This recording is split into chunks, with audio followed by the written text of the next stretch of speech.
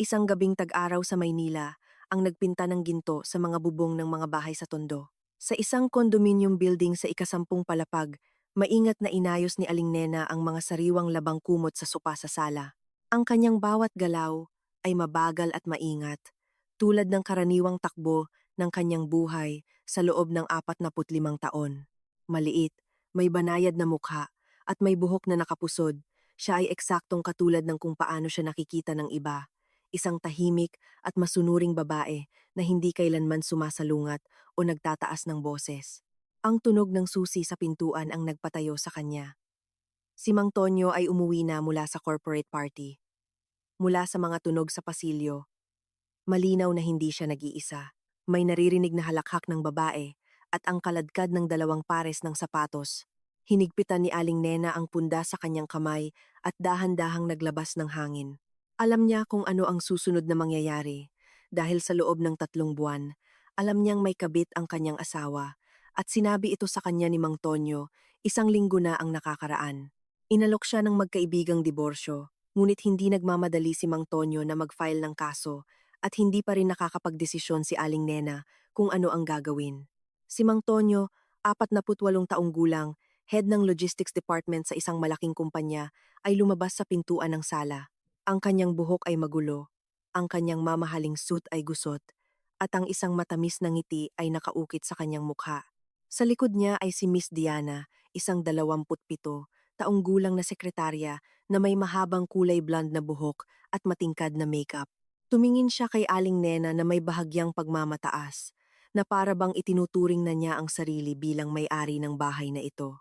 Aling Nena, ang kasamahan kong si Diana ay matutulog sa ating bahay ngayong gabi, walang habas na sabi ni Mang Tonyo. Hindi man lang nag-abalang batiin ang kanyang asawa. Ang kanyang boses ay malakas, walang bahid ng hiya o pagkakasala. Wala siyang matutulugan. At ikaw, matulog ka sa sopa. Tahimik na tumango si Aling Nena, hindi man lang tinaas ang kanyang tingin. Tumawa si Miss Diana at naglakad papunta sa silid tulugan. Sinusuri ang mga kagamitan na para bang siya na ang magiging may-ari. Sinundan siya ni Mang Tonyo, inaalis ang kanyang butones habang naglalakad. At sa pangkalahatan, "Huwag mo kaming istorbohin," sigaw niya sa kanyang balikat. "Marami pa kaming gagawin." Naiwan si Aling Nena na mag-isa sa sala, umupo sa gilid ng sopa, at ipinatong ang mga kamay sa kanyang tuhod. Ang kanyang puso ay tumibok ng regular, walang labis na emosyon. Kakaiba, hindi siya nakaramdam ng sakit o galit, kundi isang uri ng malamig na kapanatagan.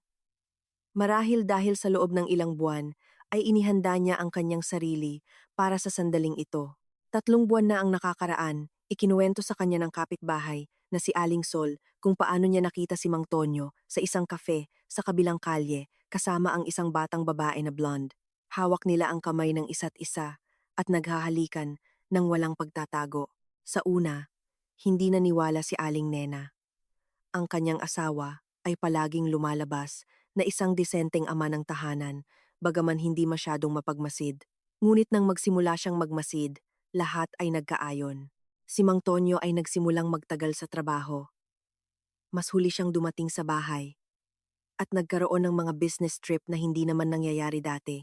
Ang telepono ay hindi niya kailanman binibitawan, kahit sa pagligo ay dala niya. At sa mga huling linggo, nagsimula siyang tratuhin si Aling Nena ng may lantad na paghamak na para bang hindi siya ang kanyang asawa, kundi isang katulong sa sarili nilang bahay. Mula sa kusina, naririnig ang tunog ng baso at halakhak. Binuksan ni Mang Tonyo ang botelya ng alak na dala nila ni Miss Diana. Tumayo si Aling Nena at lumapit sa bintana. Sa kalye, lumalamlam ang araw ng tag-araw. Hindi pa nag-iilaw ang mga ilaw sa kalye, ngunit sa mga bintana ng mga kalapit na bahay ay nakasindi na ang mga ilaw. Sa kung saan doon, sa ibang mga apartment, ang ibang mga pamilya ay magkasamang nagpapalipas ng Sabado ng gabi, nanonood ng TV, naghahanda ng hapunan, nag-uusap tungkol sa mga plano para bukas. Aling Nena, sigaw ni Mang Tonyo mula sa kusina. "Dalhan mo kami ng corkscrew at isang platito ng pampasabay sa alak." Tahimik siyang naglakad patungo sa kusina. Nakatayo si Mang Tonyo at Miss Diana sa tabi ng mesa. Nakaalis na ang sapatos ni Miss Diana at nakalugay na ang kanyang buhok. Mukha siyang at home. Hindi man lang naiilang sa presensya ng lehitimong asawa. Nasa itaas na drawer ang corkscrew. Mahinang sabi ni Aling Nena habang binubuksan ang refrigerator. Alam ko kung nasaan ang corkscrew sa sarili kong bahay. Iritadong sagot ni Mang Tonyo. Mas mabuti na bilisan mo ang paghahanda ng platito. Kinuha ni Aling Nena ang keso. Maingat na hiwain sa maliliit na piraso. Nagdagdag ng oliba at crackers. Sa lahat ng oras na ito, nag-uusap si Mang Tonyo at Miss Diana tungkol sa corporate party kanina. Nagtatawanan sa mga kasamahan sa trabaho at nagpaplano para bukas. Si Aling Nena ay para bang naging invisible sa sarili nilang kusina. Tara, sa balkonahe tayo magsigarilyo. Iminungkahi ni Miss Diana nang mapuno na ang kanilang mga baso.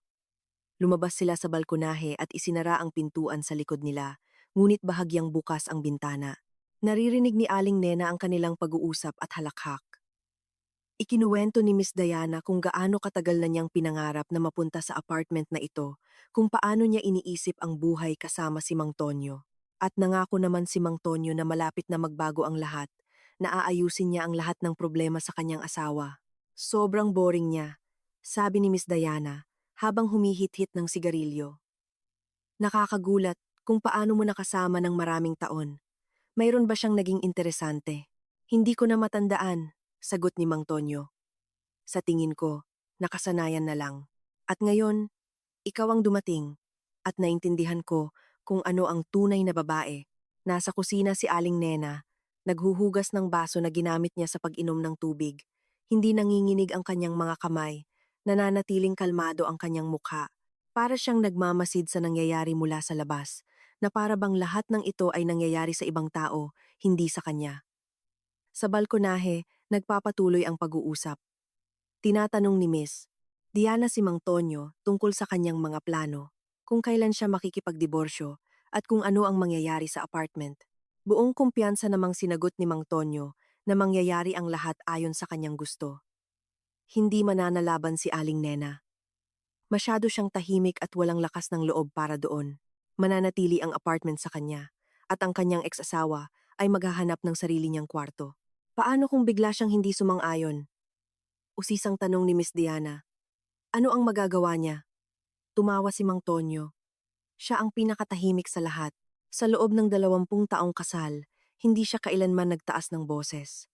Gagawin niya ang sasabihin ko, tulad ng dati. Isinara ni Aling Nena ang gripo at pinunasan ang kanyang mga kamay ng tuwalya. Tiningnan niya ang relo, 9:00 ng gabi. Malapit na silang bumalik mula sa balkonahe, tatapusin ang alak at matutulog sa kanyang kama, at siya ay maiiwan sa sopa sa sala, tulad ng isang katulong sa sarili nilang bahay. Ngunit ngayon, magiging iba ang lahat.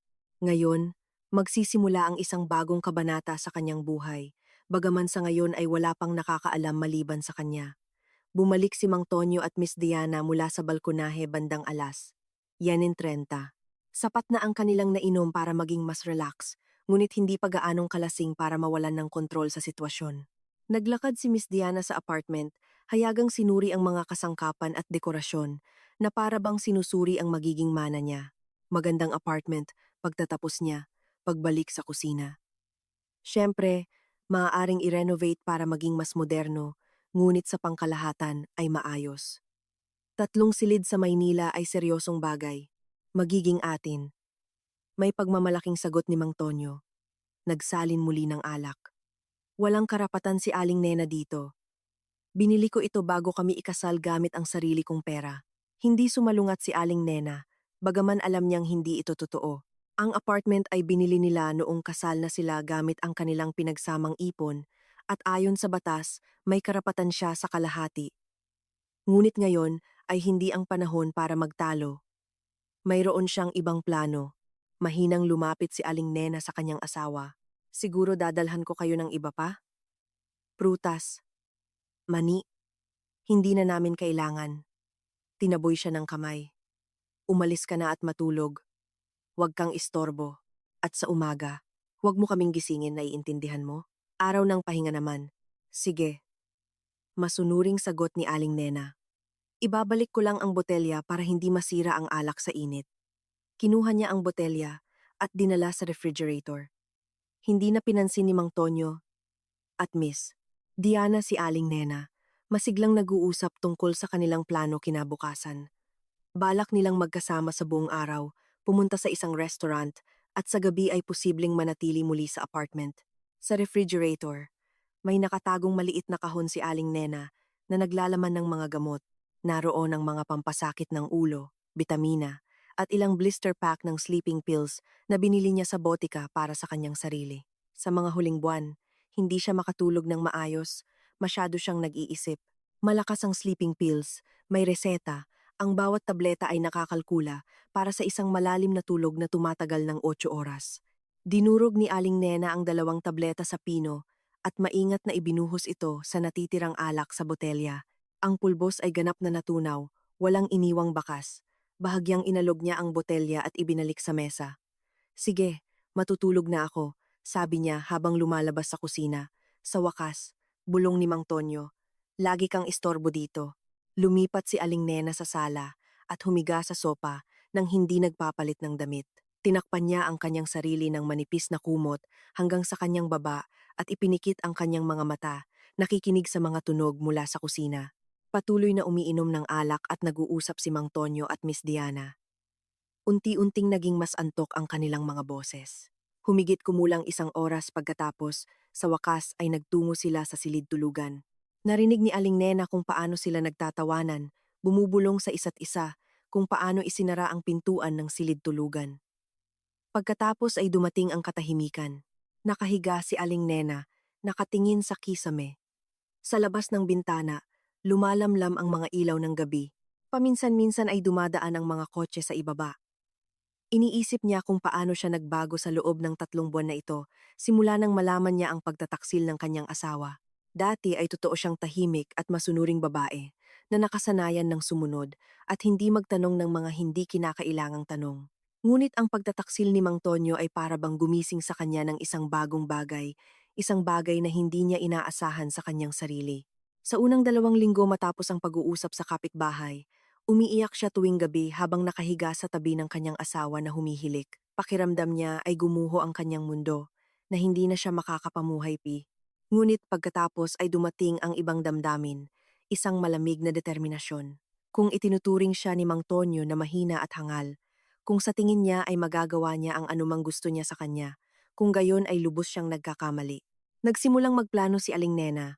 Una, palihim niyang kinuhanan ng litrato si Mang Tonyo at Miss Diana sa cafe na iyon kung saan sila madalas pumunta pagkatapos ng trabaho. Pagkatapos ay sinundan niya ito hanggang sa hotel kung saan sila nagpapalipas ng oras tuwing weekend. Nakakolekta siya ng sapat na litrato at maging mga video recording para patunayan ang pagtataksil sa korte. Pagkatapos ay nagpunta siya sa isang abogada, isang babae na nasa 50s na nag-specialize sa mga kaso ng diborsyo. Ipinaliwanag ng abogada sa kanya ang lahat ng kanyang karapatan. Sinabi sa kanya kung paano maghanda ng tama para sa diborsyo upang makakuha ng maximum na kabayaran. Nalaman ni Aling Nena na may karapatan siya sa kalahati ng lahat ng ari-arian na nakuha ng magkasama, kabilang ang apartment, ang farm lot, at ang mga ipon. 1 buwan na ang nakakaraan, nagbukas siya ng sariling bank account at nagsimulang ilipat doon ng paunti-unti ang pera mula sa kanilang pinagsamang family account. Ayon sa batas, mayroon siyang buong karapatan dito. Hindi napansin ni Mang Tonyo ang pagkawala ng pera. Nakasanayan na niya na ang kanyang asawa ang nangangalaga sa pananalapi ng pamilya at hindi niya kontrolado ang mga gastos. At natuklasan din ni Aling Nena nang hindi sinasadya na nagtatago ng dobleng libro ang kanyang asawa sa trabaho. Sa paghahanap ng kanyang mga dokumento para sa diborsyo, natagpuan niya ang mga talaan ng mga peke na supply at mga invoice na pinataasan. Mahigit 1 taon nang nagnanakaw si Mang Tonyo sa kumpanya, ngunit ginagawa niya ito ng napakamaingat. Kinuhanan ng litrato ni Aling Nena ang lahat ng dokumento. Naintindihan niya na ang impormasyong ito ay maaaring maging kapaki-pakinabang. Bandang 2:00 nung madaling araw, may naririnig na ingay mula sa silid tulugan. Nag-ingat si Aling Nena at nakinig. May binulong si Mang Tonyo sa kanyang pagtulog at pagkatapos ay nanahimik na. Umayos na ang epekto ng pampatulog. Ngayon, matutulog sila ng mahimbing hanggang umaga. Walang makakagising sa kanila. Bumangon si Aling Nena mula sa sopa at tahimik na lumapit sa pintuan. Kinuha niya ang telepono at tinawagan ang numero ng kanyang kapatid na si Kuya Ben. Kuya Ben, ako ito, bulong niya sa telepono. Pwede ka bang pumunta? At dalhin mo na rin sina Tito Santi at Mang Berting. Kailangan nating maglipat ng ilang gamit. Oo, ngayon na. Alam kong gabi na. Pasensya na. Napakahalaga nito. Malapit lang nakatira si Kuya Ben at mayroon siyang van. Ang kanyang mga kaibigan na sina Tito Santi at Mang Berting ay nagtatrabaho bilang kargador. Ilang beses na silang nakatulong kay Aling Nena sa paglipat at paggawa ng bahay. Ngayon, mas kailangan niya ang kanilang tulong. Bumalik si Aling Nena sa sala at nagsimulang gumawa ng listahan ng mga kailangan niyang ilabas mula sa apartment. TV, computer, sound system, microwave, dishwasher at washing machine. Lahat ng ito ay binili gamit ang pinagsamang pera. Ibig sabihin, kalahati ay sa kanya, at ang mga alahas ay ganap na kanyang personal na ari-arian, regalo mula sa kanyang mga magulang at pinaghirapan niya. Lumapit siya sa silid tulugan at tahimik na binuksan ang pinto. Si Mang Tonyo at Miss Diana ay natutulog ng napakahimbing na hindi man lang sila nagre-react sa kaluskos ng sahig. Kinuha ni Aling Nena mula sa nightstand ang kanyang mga alahas, dokumento at litrato. Sa aparador ay nakasabit ang kanyang mga damit. Kinuha lang niya ang pinakakailangan. Ang iba pa ay maaari niyang kolektahin sa ibang pagkakataon. Bandang 3:00 ng madaling araw, isang van ang tahimik na huminto sa bakuran. Bumaba si Aling Nena at nakipagkita sa kanyang kapatid. Si Kuya Ben ay 5 taong mas matanda sa kanya. Nagtatrabaho siya bilang foreman sa isang pabrika at palaging handang tumulong sa kanyang kapatid. Sumama sa kanya sina Tito Santi at Mang Berting. Aling Nena, anong nangyari? Nag-aalalang tanong ni Kuya Ben. Ipaliwanag ko mamaya. Sagot niya. Ngayon, kailangan nating ilabas ang mga gamit ng mabilis at tahimik. Natutulog si Mang Tonyo, ngunit maaaring magising. Ang mga lalaki ay nagtrabaho ng propesyonal at tahimik. Sa loob ng 2 oras, inilabas nila ang lahat ng nasa listahan ni Aling Nena at maging ang ilang kasangkapan na binili niya bago pa sila ikasal. Lahat ay maingat na inilulan sa van. Saan natin dadalhin? Tanong ni Tito Santi. Sa bodega ni Mang Berting. Sagot ni Aling Nena. Pinayagan niyang pansamantalang itago doon. Nang mailipat na ang lahat, bumalik si Aling Nena sa apartment. Halos ayos na ng umaga. Nagsisimula ng umilaw ang labas.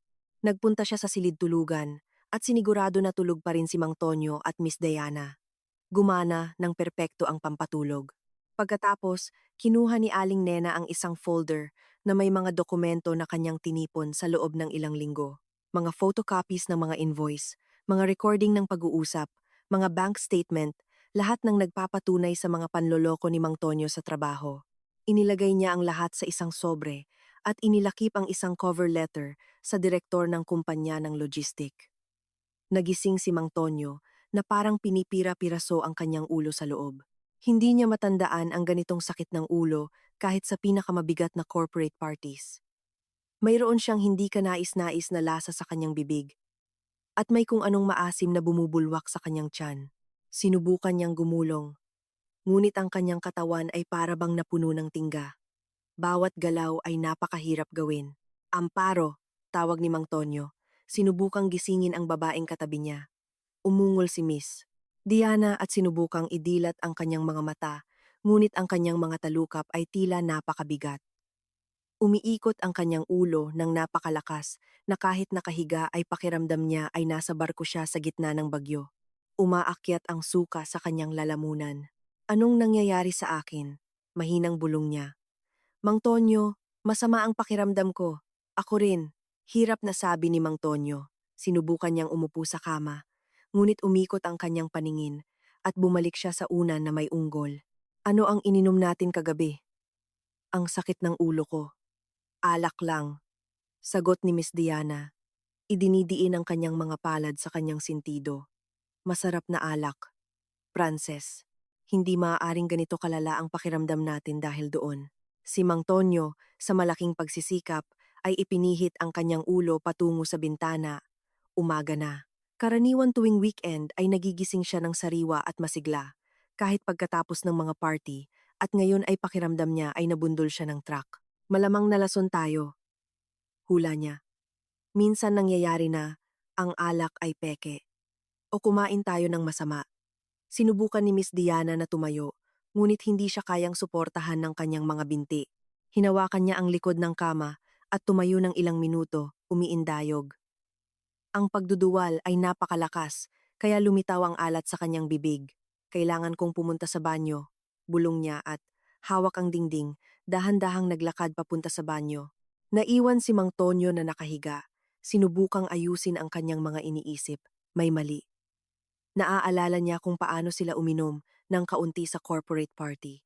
Pagkatapos sa bahay, uminom ng alak sa kusina, lumabas para magsigarilyo sa balkonahe, pagkatapos ay natulog. Normal ang alak, hindi masyadong malakas. Ilang baso lang ang nainom nila bawat isa. Hindi ito sapat para sa isang kakilakilabot na hangover. Mula sa banyo, naririnig ang ingay. Nagsusuka si Miss Diana. Kinuyom ni Mang Tonyo ang kanyang mga ngipin at pinilit ang kanyang sarili na bumangon. Umikot ng sobra ang kanyang ulo, kaya hinawakan niya ang nightstand para hindi mahulog. Ang kanyang mga binti ay parang koton, na para bang ilang araw na siyang nasa ospital. Dahan-dahan, hawak ang mga dingding, nagawa niyang makarating sa kusina. Gusto niyang uminom ng tubig at uminom ng gamot para sa sakit ng ulo. Nasa mesa ang walang laman na botelya ng alak at ang maruming mga baso, lahat ay tulad ng iniwan nila kagabi, ngunit may mali sa kusina. Ilang segundo, hindi maintindihan ni Mang Tonyo kung ano ang eksaktong nakagugulo sa kanya.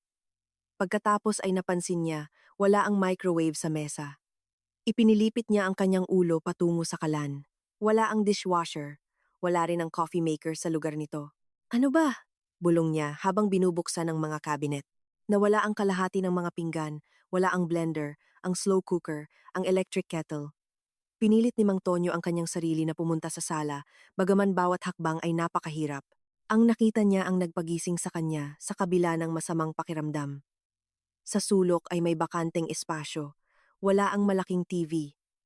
Nawala ang sound system. Walang laman ang computer desk. Walang system unit. Walang monitor. Walang keyboard. Aling Nena. Sigaw ni Mang Tonyo ng malakas hanggat kaya niya. Aling Nena, nasaan ka? Mula sa banyo ay lumabas si Miss Diana. Putla na parang kumot, nakahawak sa dingding. Sa kanyang mukha ay may pagtataka. Bakit ka sumisigaw? Ninakawan tayo. Sagot ni Mang Tonyo na may nagulat na boses. Ninakaw. Ang TV. Ang computer. Lahat ng kagamitan. Tumingin si Miss Diana sa paligid at napasigaw. Hindi niya agad napansin ang mga nawawalang bagay dahil sa masamang pakiramdam, ngunit ngayon ay malinaw na ang pagkawala ng mga kagamitan. Paano nangyari? Tanong niya na nalilito. Dito tayo natutulog. Paano na ipasok ng mga magnanakaw ang lahat ng ito nang hindi natin napansin? Hindi masagot ni Mang Tonyo ang tanong na ito. Natulog nga sila sa katabing silid. Ang pinto ng silid tulugan ay sarado, ngunit hindi nila napansin ang lahat. Ang pagtanggal ng mga kagamitan, ang tunog ng mga pintuan, at ang mga pag-uusap ng mga magnanakaw. Aling Nena! Sigaw niya muli, patungo sa sopa sa sala. Maayos na nakasalansan ang sopa. Ang unan ay nasa lugar, ngunit wala ang kanyang asawa. Tumingin si Mang Tonyo sa banyo, sa kusina, maging sa balkonahe. Wala si Aling Nena sa apartment. Siguro umalis na siya para magtrabaho. Iminungkahi ni Miss Diana. Bagaman Sabado. Sinubukan ni Mang Tonyo na maalala. Nagtatrabaho si Aling Nena sa isang botika. Ngunit tuwing Sabado at Linggo ay day off niya. Saan siya pupunta ng napakaaga? At bakit hindi niya sila ginising nang nagtatrabaho ang mga magnanakaw sa apartment? Kinuha niya ang telepono at tinawagan ang numero ng kanyang asawa. Walang sumagot. Nag-iwan si Mang Tonyo ng ilang mensahe. Humihingi na tawagan siya agad at ipaliwanag kung nasaan siya. Kailangan nating tawagan ng pulis, sabi ni Miss Diana habang umuupo sa sopa. Hayaan silang mag-imbestiga, bagaman ano ang makikita nila. Malayo na ang mga magnanakaw. Sumang-ayon si Mang Tonyo. Bagaman ayaw niya talagang makipag-ugnayan sa mga awtoridad, may sarili siyang dahilan upang iwasan ang labis na atensyon sa kanyang sarili. Ngunit seryoso ang pagnanakaw. Kailangan hanapin at ibalik ang mga kagamitan. Dumating ang pulis sa barangay sa loob ng 1 oras. Siya ay isang matandang lalaki na halatang ayaw ng umasikaso ng isa pang pagnanakaw. Ginawa niya ang protocol, isinulat ang listahan ng mga nawawalang gamit, nagtanong ng ilang rutinang tanong. Kaya, wala kayong narinig? Paglilinaw niya. Natulog kayo ng mahimbing buong gabi? Oo, natulog kami, kumpirma ni Mang Tonyo. Bagaman sa umaga ay nagising kami na may matinding sakit ng ulo, inakala naming nalason kami sa masamang kalidad na alak. At nasaan ang iyong asawa? Hindi ko alam, tapat na sagot ni Mang Tonyo. Mula umaga, wala siya sa bahay. Hindi sumasagot sa telepono. Isinulat ito ng pulis sa kanyang notebook at umiling. Kakaibang kuwento, bulong niya. Ang mga magnanakaw ay nagtrabaho ng tahimik, propesyonal. Ngunit paano sila nakapasok sa apartment? Buo ang kandado. Hindi puwersahang binuksan ang pinto. Ang mga bintana ay nasa ikalimang palapag. Ibig sabihin, mayroon silang mga susi o may nagbukas mula sa loob. Kinilabutan si Mang Tonyo. Nagsimulang umabot sa kanya ang isang kakilakilabot na hinala. Sa tingin mo si Aling Nena? Wala akong iniisip, pinigilan siya ng pulis. Nagpapatunay lang ako ng mga pangyayari. Imbestigahan natin. Sa ngayon, mag-file kayo ng reklamo sa pagnanakaw at hanapin ninyo ang inyong asawa. Siguro may paliwanag siya. Nang umalis ang pulis, naiwan si Mang Tonyo at Miss Diana na mag-isa sa kalahating bakanting apartment. Sumasakit pa rin ang kanyang ulo, ngunit ang matinding pagduduwal ay unti-unting humuhupa. Naglakad si Mang Tonyo sa mga silid, sinubukang suriin ang laki ng pagkawala. Hindi lang ang malalaking kagamitan ang nawala, kundi pati na rin ang maraming maliliit na gamit. Wala ang mga alahas ni Aling Nena, ang kanyang mga dokumento, at bahagi ng kanyang mga damit. Walang nawala sa kanyang personal na gamit, ngunit nawala ang kalahati ng mga pinagsamang ari-arian. Mang Tonyo, mahinang sabi ni Miss Diana. Paano kung totoo ngang ang asawa mo ang may gawa? Huminto si Mang Tonyo sa gitna ng sala. Dumating na sa isip niya ang kaisipang ito kalahating oras na ang nakakaraan, ngunit ayaw niyang maniwala. Si Aling Nena, ang kanyang tahimik at masunuring asawa, na sa loob ng 20 taong kasal ay hindi man lang sumalungat sa kanya, hindi man lang nagtaas ng boses. Hindi niya kayang gawin ang ganito. Hindi ito maaaring mangyari, sabi niya, ngunit ang kanyang boses ay tila walang katiyakan. Si Aling Nena, hindi siya ganoon. Hindi niya kayang magplano ng pagnanakaw, maghanap ng tao, ilabas ang lahat ng hindi napapansin. Paano kung kaya niya? Pagpipilit ni Miss Diana. Paano kung nagpasya siyang maghiganti dahil makikipagdiborsyo ka sa kanya? Naramdaman ni Mang Tonyo na nilamig siya. Kung talagang pinlano ni Aling Nena ang paghihiganti na ito, ngunit hindi, imposible ito. Masyado siyang inosente at mapagkatiwalaan para sa ganitong komplikadong intriga. Tumunog ang telepono. Lumitaw sa screen ang pangalan ng direktor ng kumpanya kung saan nagtatrabaho si Mang Tonyo, si Mr. Andres Castillo. Karaniwan ay hindi tumatawag si Mr. Castillo tuwing weekend, maliban kung may seryosong problema. Hello, Mr. Castillo, sagot ni Mang Tonyo, sinubukang magsalita ng masigla sa kabila ng masamang pakiramdam. Mang Tonyo, kailangan kitang makita agad. Ang boses ng direktor ay malamig at opisyal. Ngayong 2:00 ng hapon sa opisina ko. Pero Sabado ngayon. Tama, kaya makakapag-usap tayo ng tahimik, walang unnecessary ears. Huwag kang malate. Biglang naputol ang tawag. Nanatili si Mang Tonyo na nakatingin sa telepono na may pagtataka. Ano ang maaaring nangyari na napakaseryoso para tawagin siya ng direktor sa opisina sa araw ng pahinga? At bakit ang boses ni Mr. Castillo ay napakaseryoso? Sino ang tumawag? Tanong ni Miss Diana. Ang direktor, sagot ni Mang Tonyo.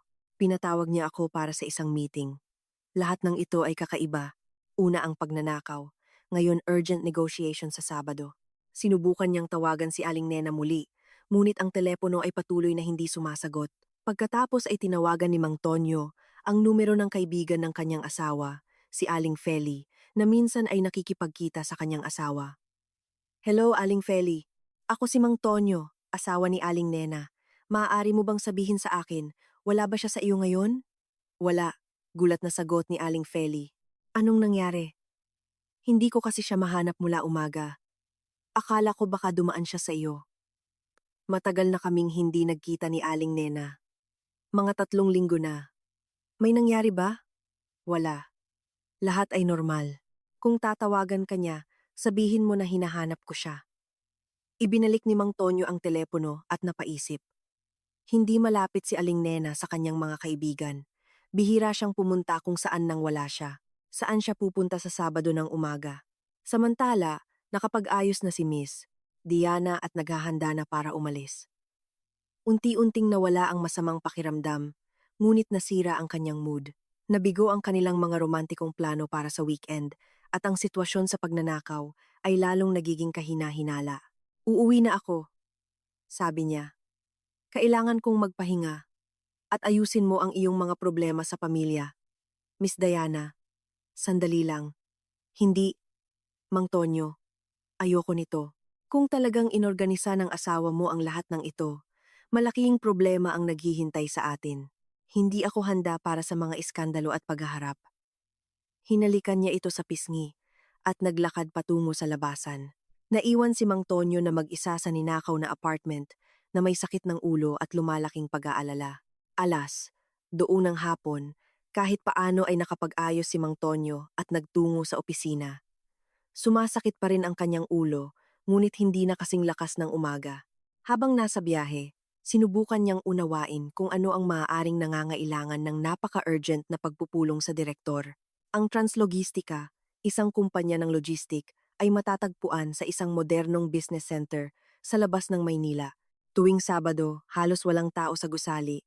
Maliban sa security at ilang tao sa duty shift, umakyat si Mang Tonyo sa ikapitong palapag kung saan matatagpuan ang opisina ng direktor. Sinalubong siya ni Mr. Andres Castillo sa reception. Siya ay isang lalaki na nasa 50s na may kulay abong buhok at seryosong tingin. Sa loob ng 15 taon ng kanilang pagkakaibigan, hindi pa nakita ni Mang Tonyo si Mr. Castillo na ganoon kaseryoso at kalamig. Pumasok ka sa opisina. Tuyo na sabi ng direktor. Sa opisina, sa ibabaw ng mesa, ay nakalatag ang isang makapal na folder ng mga dokumento. Nakilala ni Mang Tonyo ang ilan sa mga ito. Ang mga ito ay mga invoice at accounts mula sa kanyang departamento. Bumagsak ang kanyang puso. May nakadiskubre ba ng kanyang mga panloloko? Upo ka, Mang Tonyo. Itinuro ng direktor ang silya sa harap ng mesa.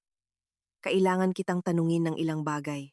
Umupo si Mang Tonyo, sinubukang magmukhang kalmado, ngunit nanginginig ang kanyang mga kamay at ipinatong niya ang mga ito sa kanyang mga tuhod upang itago ang kanyang pagkabalisa.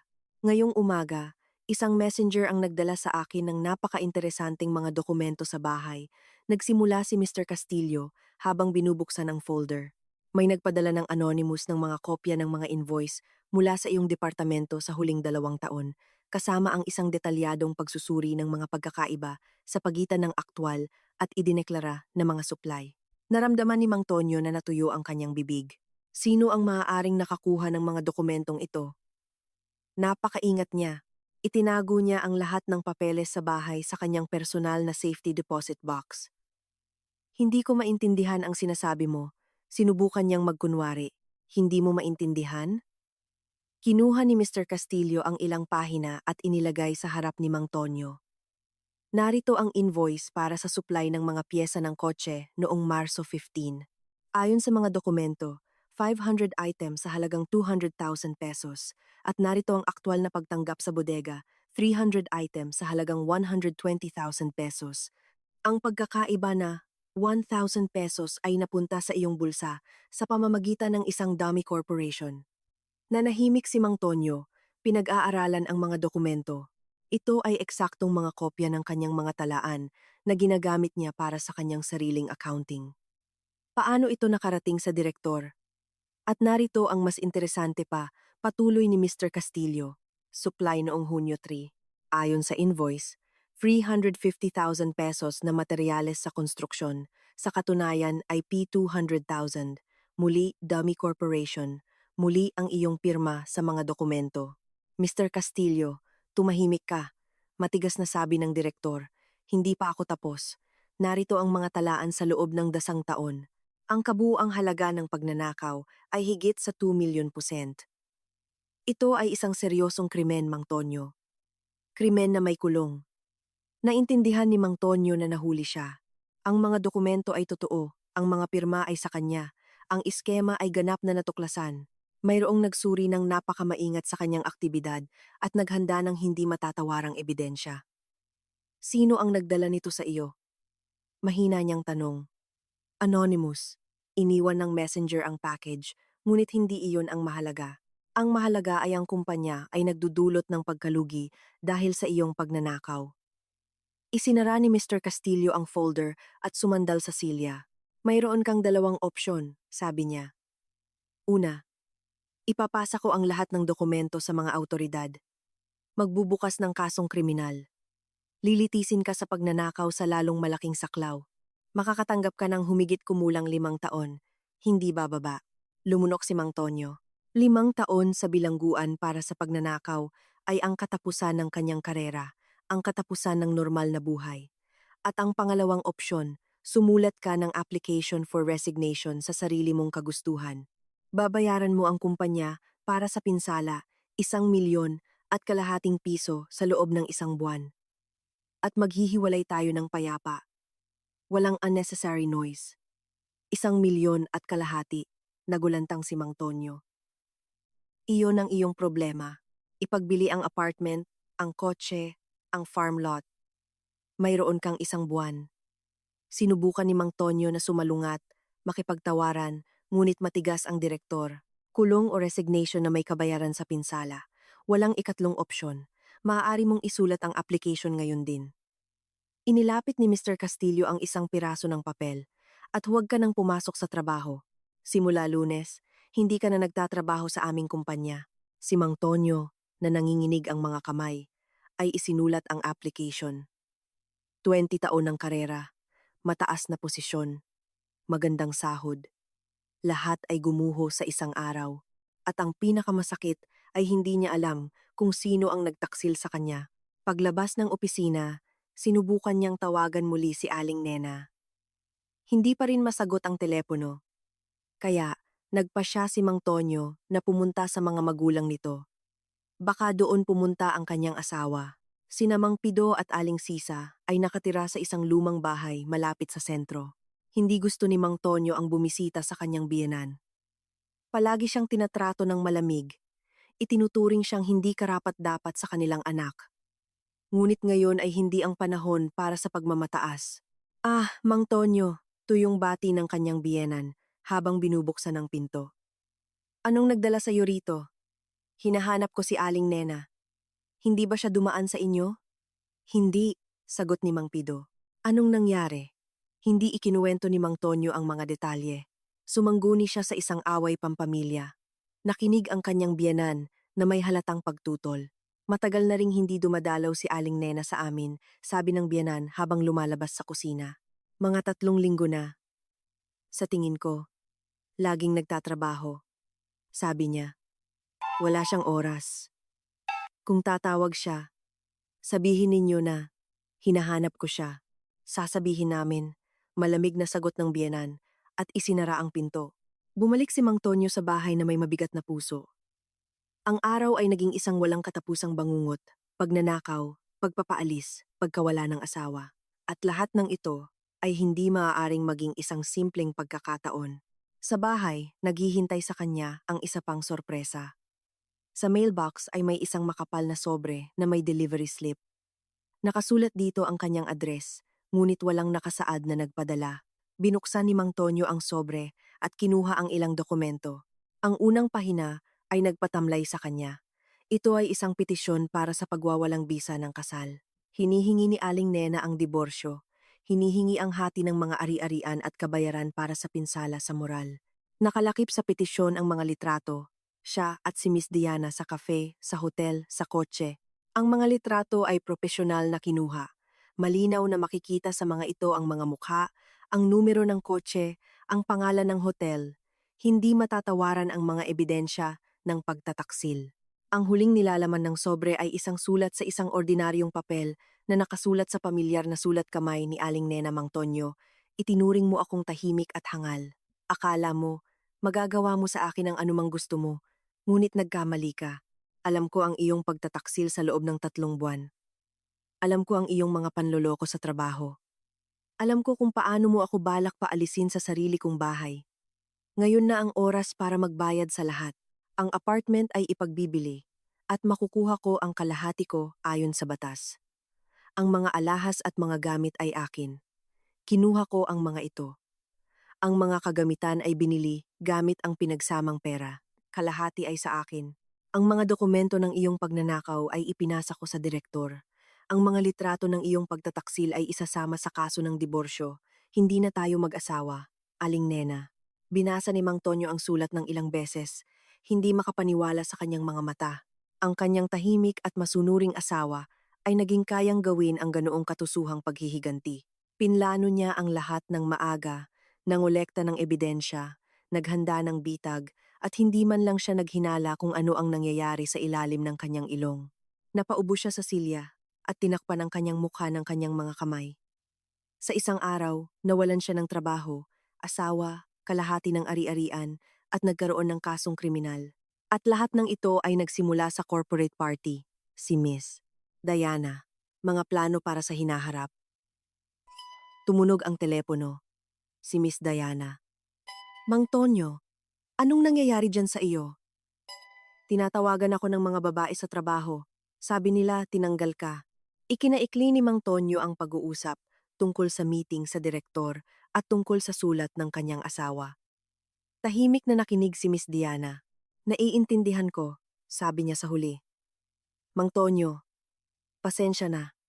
Ngunit hindi na ako makikipagkita sa iyo. May karera ako. Reputasyon. Hindi ako maaaring masangkot sa isang tao na nililitis sa pagnanakaw. Miss Diana, ngunit tayo, pasensya na. Akala ko seryoso kang lalaki, matagumpay, mapagkakatiwalaan, at naging magnanakaw ka. At bigo, hindi ko kailangan ang ganoong tao. Ibinaba niya ang telepono. Naiwan si Mang Tonyo na mag-isa sa kalahating bakanting apartment na pagtanto na nawala sa kanya ang lahat. At lahat ng ito ay dahil sa kanyang tahimik na asawa na naging mas matalino at mas tuso kaysa sa akala niya. Nakatayo si Aling Nena sa tabi ng bintana ng inuupahan niyang isang silid na apartment at tinitingnan ang hapon ng tag-araw. 2 linggo na ang nakalipas mula noong di malilimutang Biyernes na iyon nang magbago ng lubusan ang kanyang buhay. 2 linggo na lumipas na parang isang araw, puno ng mga gawain, pagpupulong sa mga abogado at mga bagong pagtuklas. Maliit ang apartment, ngunit maginhawa. Inupahan ito ni Aling Nena ng maaga, 1 buwan na ang nakakaraan, nang maunawaan niya na hindi maiiwasan ang diborsyo. Narito ang mga kasangkapan, ang kinakailangang kagamitan, lahat para sa komportableng buhay ng isang tao. Pagkatapos ng malawak na 3 silid na apartment, ang tirahan na ito ay mukhang laruan, ngunit dito, pakiramdam niya ay malaya siya. Sa mesa ay nakalatag ang mga dokumento mula sa abogada. Umuusad ang proseso ng diborsyo. Sinubukan ni Mang Tonyo na manlaban. Kumuha siya ng abogado, humihingi ng pagrerepaso sa paghati ng mga ari-arian. Ngunit hindi matatawaran ang mga katotohanan. Ang pagtataksil ay napatunayan sa pamamagitan ng mga litrato. Ang mga ninakaw na gamit ay hindi niya maibabalik dahil walang ebidensya ng pagnanakaw. Ayon sa batas, may karapatan si Aling Nena sa kalahati ng lahat ng ari-arian na nakuha ng magkasama. Kumuha si Aling Nena ng isang tasa ng tsaa at umupo sa silya sa tabi ng bintana. Sa loob ng 2 linggo na ito, para siyang nagising mula sa isang mahabang panaginip. Naging malinaw na ang buhay ay maaaring maging ganap na kakaiba kapag ikaw mismo ang gumagawa ng mga desisyon at hindi nagpapasakop sa kalooban ng iba. Ang unang mga araw pagkatapos ng diborsyo ay nakakatakot. 20 taon ng kasal, bagaman hindi masaya, ay lumikha ng isang pakiramdam ng katatagan. Ngayon, kailangan niyang muling buuin ang kanyang buhay. Sa edad na 45, simulan ang lahat mula sa simula. Ngunit unti-unting nawala ang takot, pinapalitan ng pagkausyoso at maging ng sigla. Nagpatuloy ang trabaho sa botika. Napansin ng mga kasamahan ang mga pagbabago kay Aling Nena. Naging mas kumpiyansa siya, aktibo, nagsimulang magpahayag ng kanyang opinyon sa mga pagpupulong. Ang hepe ng botika, si Miss Olga, ay nag-alok pa sa kanya ng promosyon. Ang posisyon ng senior pharmacist ay magiging bakante sa loob ng 1 buwan. Aling Nena, napakaraming nagbago sa iyo nitong nakaraang buwan, sabi niya kahapon. Naging mas determinado ka, mas may inisyatibo. Marahil oras na para umangat sa trabaho. Dati ay tatanggihan ni Aling Nena ang promosyon. Ayaw ni Mang Tonyo na nagtatagal sa trabaho ang kanyang asawa. Itinuturing niyang hindi katanggap-tanggap. Ngayon, makakagawa na siya ng karera nang hindi nag-aalala sa opinyon ng iba. Tumunog ang telepono. Sumagot ang kanyang kapatid na si Kuya Ben. Aling Nena, kumusta? Paano ka na umaayos? Normal, Kuya Ben. Unti-unti akong nasasanay sa bagong buhay at hindi na ako iniistorbo ni Mang Tonyo. Sinubukan nga ni Mang Tonyo na makipag-ugnayan sa kanya sa unang mga araw. Tumatawag, nagpapadala ng mensahe, dumating pa nga sa botika, ngunit matigas si Aling Nena. Pumayag siyang makipag-usap sa kanyang ex-asawa sa pamamagitan lamang ng mga abogado. Unti-unting lumayo si Mang Tonyo. Hindi, hindi siya nanggugulo. Naintindihan na siguro niya na nasayang na ang oras. Ginawa mo ng tama na iwanan siya, sang-ayon ang kapatid. Palagi kong alam na hindi siya para sa iyo. Masyado siyang may mataas na tingin sa sarili. Si Kuya Ben ang tanging tao na nakakaalam ng buong katotohanan tungkol sa nangyari ng gabing iyon. Nakatulong siya sa paglipat ng mga gamit mula sa apartment. Nakita niya ang kalagayan ni Mang Tonyo at Miss Diana na tulog. Naintindihan niya na gumana ang pampatulog, ngunit marunong magtago ng sikreto ang kanyang kapatid at tiyak si Aling Nena na hindi niya sasabihin sa sinuman ang mga detalye ng kanyang paghihiganti. Kuya Ben, at naaalala mo ba noong bata pa ako, tinuturuan mo akong ipagtanggol ang aking sarili? Tanong niya. Sabi mo, ang mga tahimik na tao ang pinakamalakas. Nagtitipon lamang sila ng lakas para sa mapagpasyang sandali. Naaalala ko, tumawa si Kuya Ben. At pinatunayan mo na tama ako. Akala ni Mang Tonyo ay nakikipag-ugnayan siya sa isang basahan na walang kagustuhan at nakatanggap siya ng buong buo. Pagkatapos ng pag-uusap sa kanyang kapatid, kinuha ni Aling Nena ang mga dokumento tungkol sa pagbebenta ng apartment. Ang 3 silid na apartment sa Malate ay may disenteng halaga.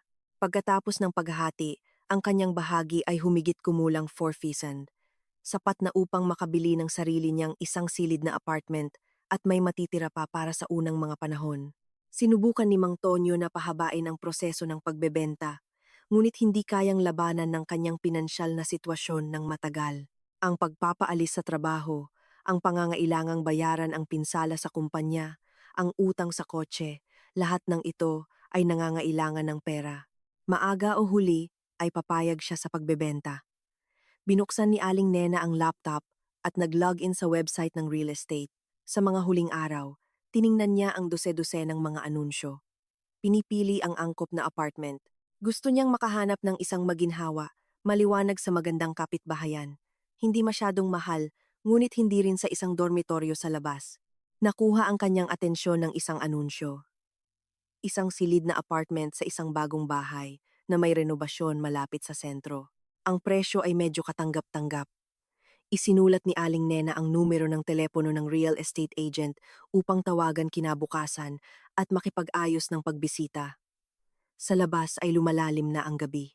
Ang gabi ng tag-araw ay mainit at tahimik. Naghanda si Aling Nena at umupo para magbasa ng libro. Dati ay wala siyang oras para magbasa. Patuloy na mga gawain sa bahay, pagluluto, paglilinis, paglalaba. Itinuturing ni Mang Tonyo na ang asawa ay dapat maglingkod sa asawa kahit na nagtatrabaho siya ng buong oras. Ngayon ay maaari na siyang magbasa hanggat gusto niya. Manood ng mga pelikulang gusto niya, makinig sa musika na gusto niya. Maliliit na kagalakan na nakalimutan niya sa mga taon ng kasal. Bandang alas 9:30, tumunog ang intercom. Nagulat si Aling Nena. Sino ang pupunta sa ganoong oras? Lumapit siya sa telepono. Aling Nena, ako si Mang Tonyo. Kailangan nating mag-usap. Nagsimulang bumilis ang tibok ng puso ni Aling Nena.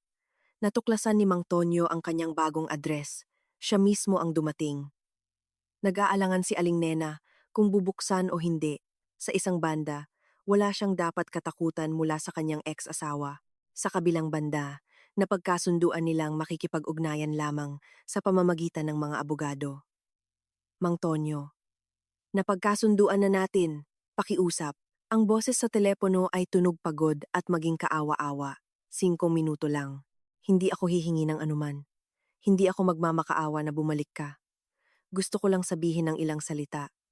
Nag-isip si Aling Nena ng ilang segundo at pinindot ang button para buksan ang gusali. Hayaan siyang pumasok. Gusto niyang makita kung paano nagbago si Mang Tonyo sa mga araw na ito. Umakyat siya sa ika-4 na palapag at kumatok sa pinto. Binuksan ni Aling Nena nang hindi inaalis ang kadena. Mukhang masama ang itsura ni Mang Tonyo. Pumayat siya, mukhang haggard. Lumitaw ang mga bagong kulubot sa kanyang mukha. Gusot ang kanyang suit, hindi plansado ang kanyang polo. Dati ay palagi niyang inaasikaso ang kanyang wardrobe, at ngayon ay mukha siyang isang tao na tumigil sa pag-aalaga sa sarili. Maaari ba akong pumasok? Tanong niya. Mas mabuti na dito tayo mag-usap. Sagot ni Aling Nena nang hindi inaalis ang kadena. Tumango si Mang Tonyo at sumandal sa frame ng pinto. Dumating ako para humingi ng tawad, mahina niyang sabi. At para aminin na tama ka. Tahimik na hinintay ni Aling Nena ang pagpapatuloy. Nagpakita ako bilang huling halimaw.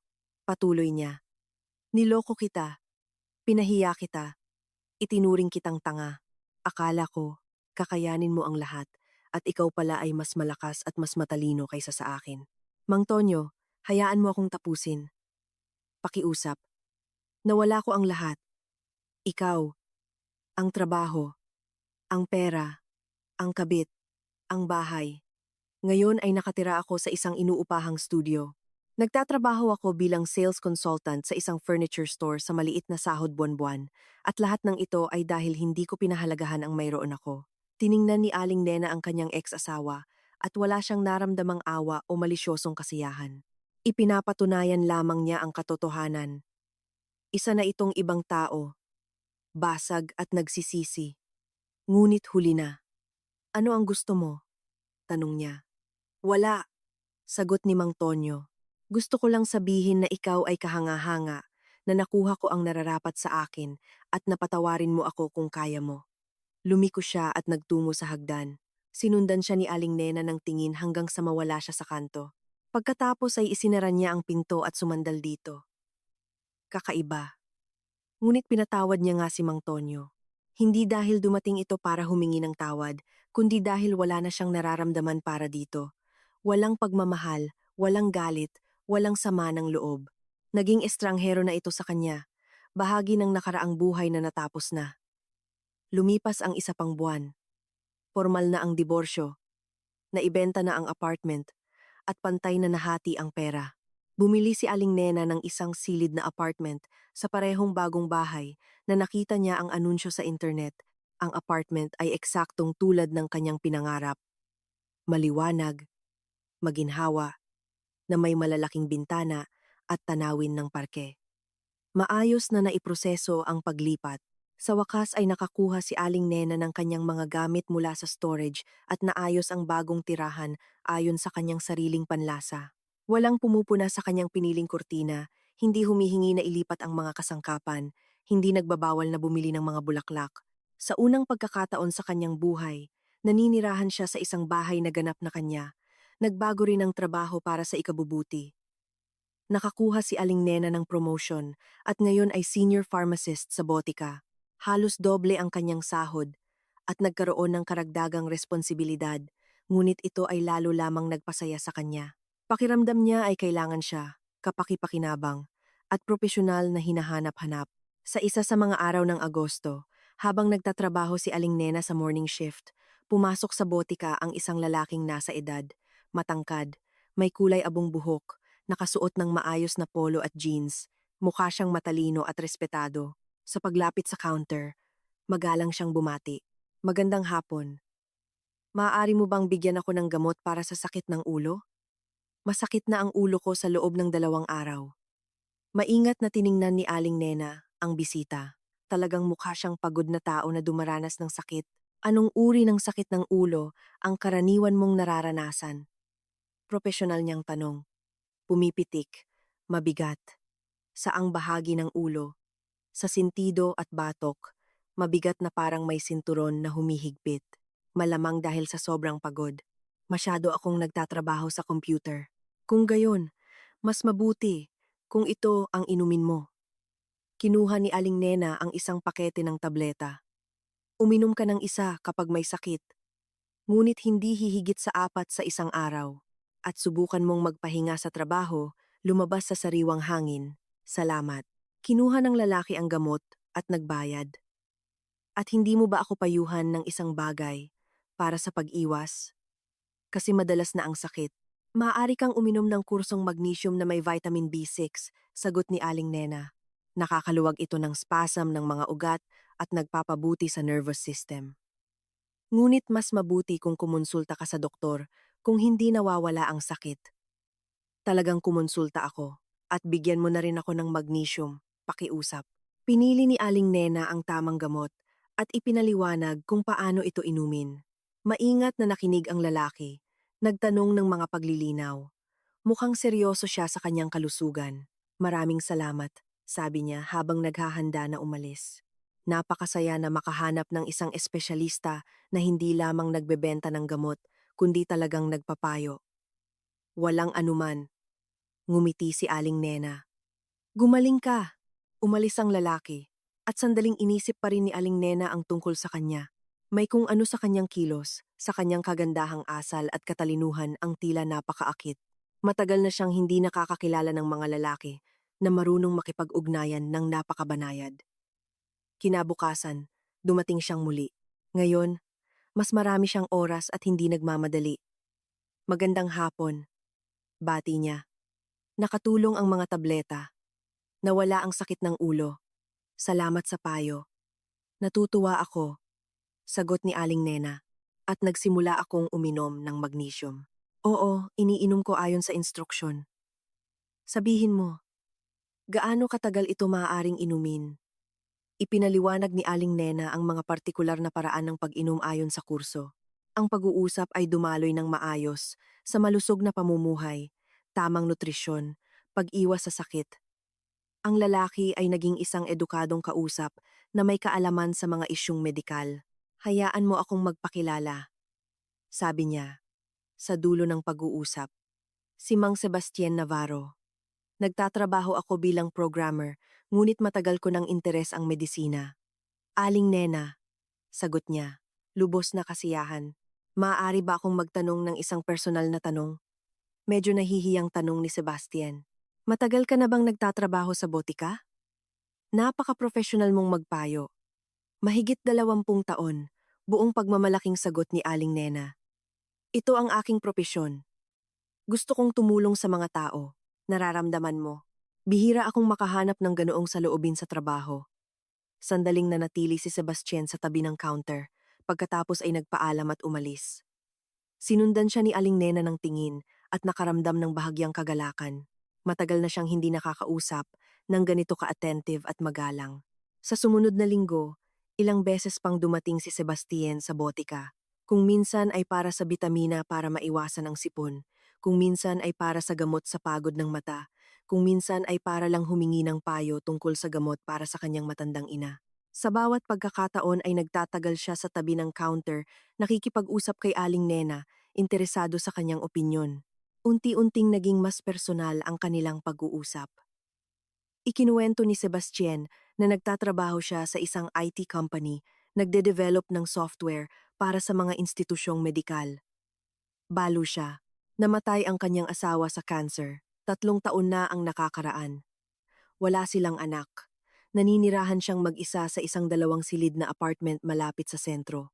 Dahan-dahan ding ikinuwento ni Aling Nena ang tungkol sa kanyang sarili, tungkol sa trabaho, tungkol sa kanyang kamakailang paglipat, tungkol sa gusto niyang magbasa at makinig ng classical music. Hindi pa siya nagkukuwento tungkol sa diborsyo. Masyado pang maaga para sa ganoong mga pagtatapat. Aling Nena, sabi ni Sebastian noong Biyernes ng gabi, nang halos wala ng bisita sa botika. Maaari ba kitang imbitahan para magkape? Kung wala kang abala, syempre. Naramdaman ni Aling Nena na nagsimulang bumilis ang tibok ng puso niya. Matagal na siyang hindi iniimbitahan sa date. Pagkatapos ng diborsyo, nakatuon siya sa pag-aayos ng bagong buhay, sa trabaho, sa paglutas ng mga praktikal na issue. Ngunit ngayon ay naintindihan niya na miss niya ang kasama ng isang lalaki, ang friendly communication. Natapos ko ang trabaho ng alas 8, sabi niya. Kung hindi ka naabala na maghintay. Siyempre, maghihintay ako, masayang sabi ni Sebastian. May magandang cafe malapit sa botika. Tahimik at maginhawa doon. Alas 8 ng gabi. Nagpalit si Aling Nena ng blusa at palda at lumabas sa botika. Naghihintay si Sebastian sa kalye. May hawak na isang bouquet ng daisies. Ito ay para sa iyo, sabi niya habang iniaabot ang bouquet. Walang espesyal na dahilan. Kinuha ni Aling Nena ang mga bulaklak at naramdaman niya na namula ang kanyang pisngi. Nagbibigay lang ng bulaklak si Mang Tonyo sa mga okasyon at hindi rin palagi. At ang lalaking ito ay nagdala ng bouquet dahil lang gusto niyang magpasaya. Ang cafe ay talagang naging maginhawa at tahimik. Umupo sila sa isang mesa sa tabi ng bintana, nag-order ng kape at eclairs. Ang pag-uusap ay dumaloy ng madali at natural. Ikinuwento ni Sebastian ang tungkol sa kanyang trabaho, tungkol sa mga biyahe sa bansa, tungkol sa kanyang libangan. Mahilig siya sa photography at paglalakbay. Nakikinig si Aling Nena ng may interes, nagtatanong, nagbabahagi ng kanyang mga impresyon. At ikaw, kasal ka ba? Tanong niya minsan. Naging, sagot ni Aling Nena matapos ang maikling pagtigil. Kamakailan lang ako nagdiborsyo. 20 taon ng kasalang natapos. Pasensya na kung ang tanong ay masyadong personal. Gusto ko lang malaman. Hindi okay lang, ngumiti siya. Ang diborsyo ay isang sinadyang desisyon. Naintindihan ko na ayaw ko nang ipagpatuloy ang pagiging miserable sa kasal. Tumango si Sebastian nang may pag-unawa. Alam ko rin kung ano ang kalungkutan, sabi niya. Matapos mamatay ang aking asawa, akala ko hindi na ako makikipag-ugnayan kanino man. Ngunit ang oras ang lunas at ang buhay ay nagpapatuloy. Nanatili sila sa cafe hanggang alas 10 ng gabi, nag-uusap ng kung ano-ano. Matagal na siyang hindi nakaramdam ng ganito kakomportable sa kasama ng isang lalaki. Si Sebastian ay isang matulungin na kausap. Hindi siya pinipigilan, hindi ipinipilit ang kanyang opinyon, nakikinig ng may interes sa kanyang mga kwento. Maaari ba kitang ihatid sa bahay? Tanong niya nang lumabas sila sa cafe. Salamat, ngunit malapit lang ako. Maglalakad na lang ako.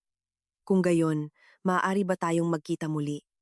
Baka sa weekend, pumunta tayo kung saan. Bahagyang nag-alinlangan si Aling Nena.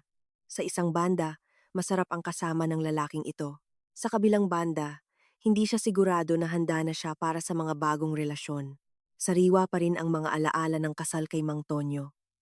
Sa ngayon, magkaibigan na lang muna tayo, sabi niya. Kailangan ko ng oras para maintindihan ang aking damdamin. Siyempre, sumang-ayon si Sebastian. Walang pilitan, friendly communication lang. Kung hindi mo abala. Nagpaalam sila at umuwi si Aling Nena. Habang papunta, iniisip niya ang nakaraang gabi. Matagal na siyang hindi nakaramdam ng ganito kagaan at kasaya. Mukhang disenteng tao si Sebastian, matalino, at kawili-wiling makipag-usap. Sa bahay, inilagay niya ang mga bulaklak sa isang florera at matagal na tiningnan ang mga ito. Siguro, nararapat bigyan ng pagkakataon ang mga bagong relasyon. Siguro, binibigyan siya ng buhay ng pangalawang pagkakataon para sa kaligayahan. Maagang dumating ang taglagas ngayong taon. Bandang kalagitnaan ng Setyembre, nagsimulang manilaw ang mga dahon at sa umaga ay nararamdaman sa hangin ang lamig.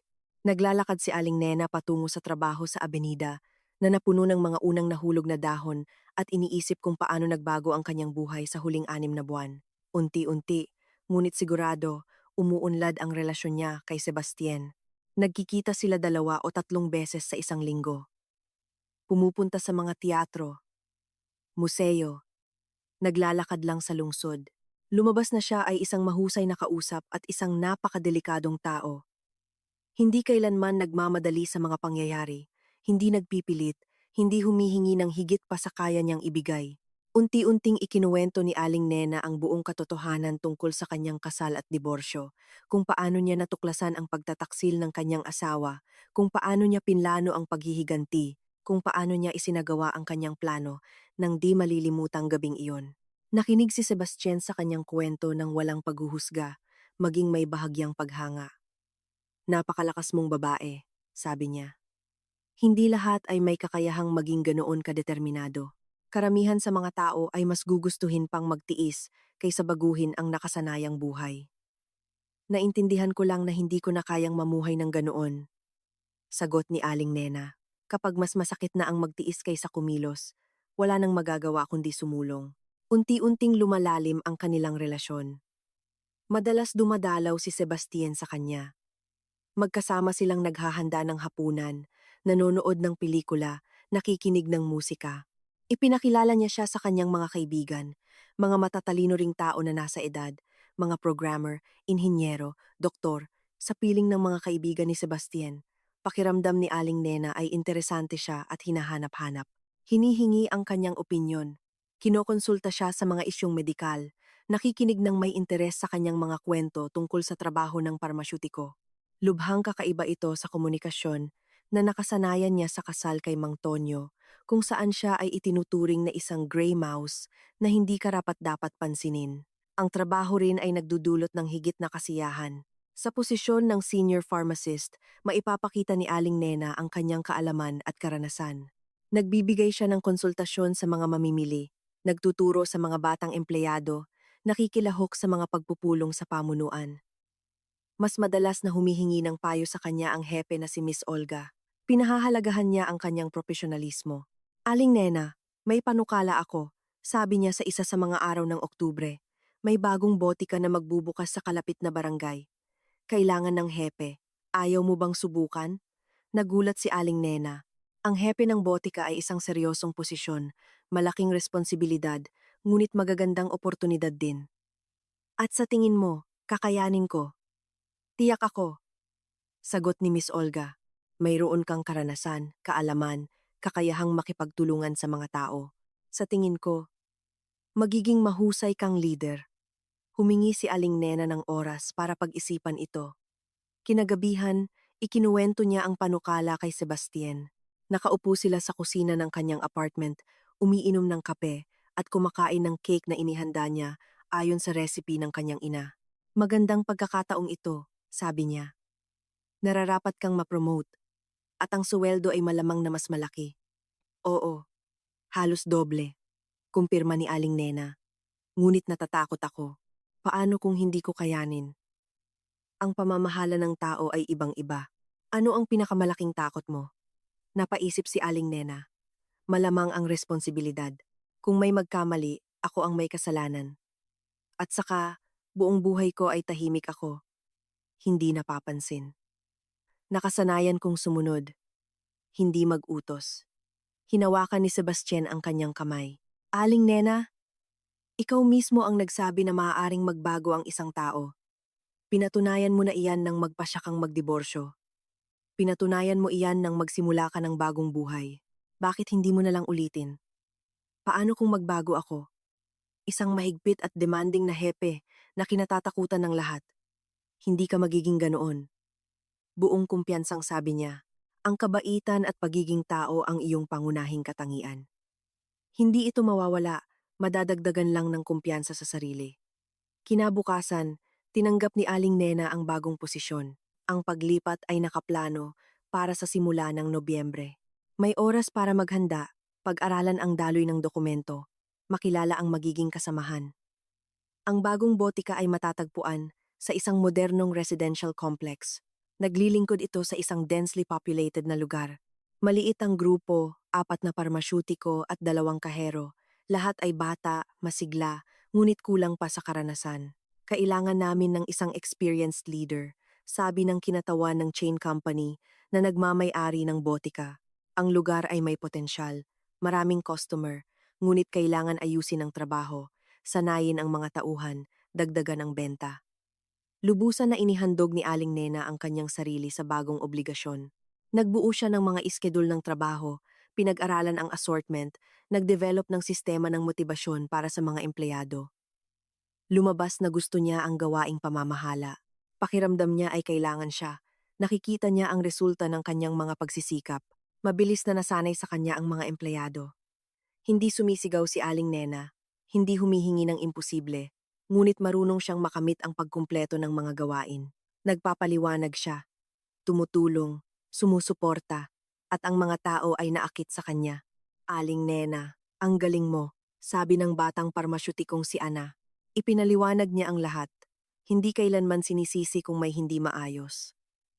At ang pinakamahalaga, alam niya ang lahat at marunong gawin.